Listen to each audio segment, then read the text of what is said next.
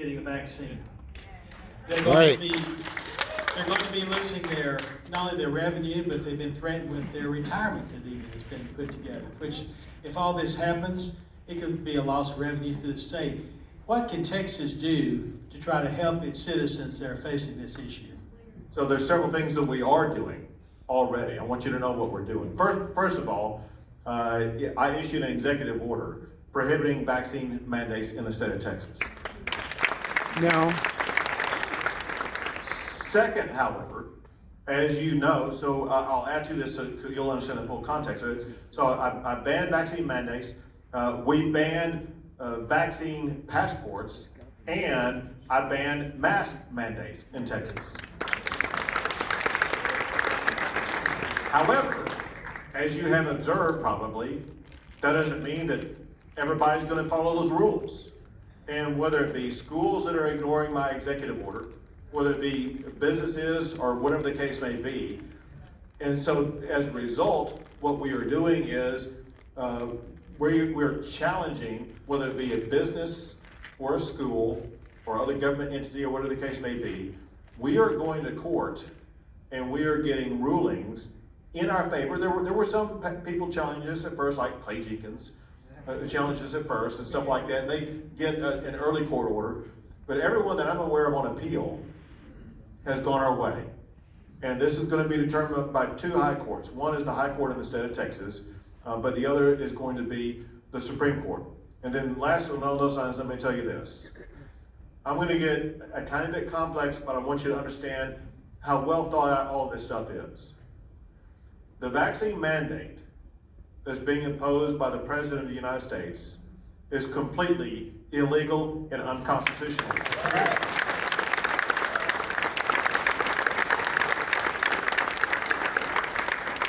I want you to understand this, however, because it's one thing for people to get up and say it.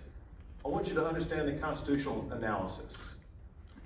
Because the Constitution does not provide either the president or the federal government any authority whatsoever to do anything concerning health care whatsoever. And you know the 10th Amendment says all power not delegated to the United States under the Constitution is reserved to the states. That's right. Right. But somebody may say, what about Obamacare? What about Medicaid? What about Medicare?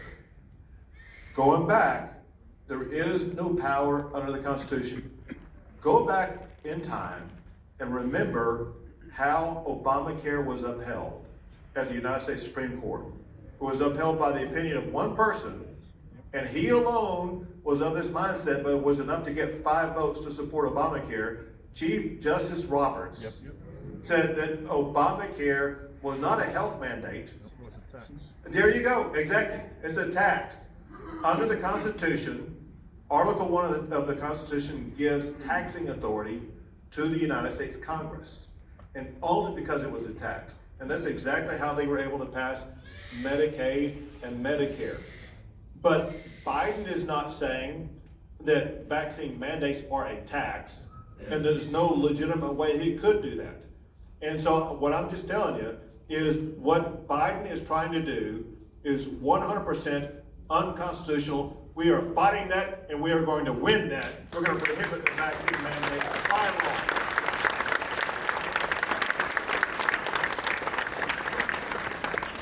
Governor, your mandate did not prohibit. There are people being fired at L3. There are people being fired at Baylor Scott and White. There are people being fired at AT&T, and the list goes on and on. So your mandate did not prohibit the vaccine. And it's not a vaccine. It's an emergency use authorized biologic agent. Comirnaty, only the application has been approved. We have limited time. You made your point. Now please sit down, all right? Well, I would like the If you want governor to speak, address you the can ask, truth. Okay? Now, I'm not going to put up with it. Now be quiet. Okay? Thank you. All right, Governor, there's currently a bill pending in the legislature right now So he doesn't regarding answer. men participating in girls' sports. And it's in the Calendars Committee, I believe, in the House. What can your office do to try to push that forward to get it passed in the legislative session? I'm going to answer that question. However, I do want the audience to know what this gentleman is talking about and let you know what the answer is with regard to vaccine mandates. So we did ban vaccine mandates. What happened, the first company to come out and require their employees to get a vaccine was Methodist Hospital in Houston. And so there was a lawsuit in federal court in Houston, Texas, where the local federal district judge ruled that the hospital could impose a vaccine mandate. So let's go back to what I was saying. There's gonna be all different kinds of lower court decisions, just like there have been concerning mask mandates. When we get to the high court in all of these cases, there is no constitutional authority to impose a vaccine mandate or a mask mandate, and we will fight that to the bitter end.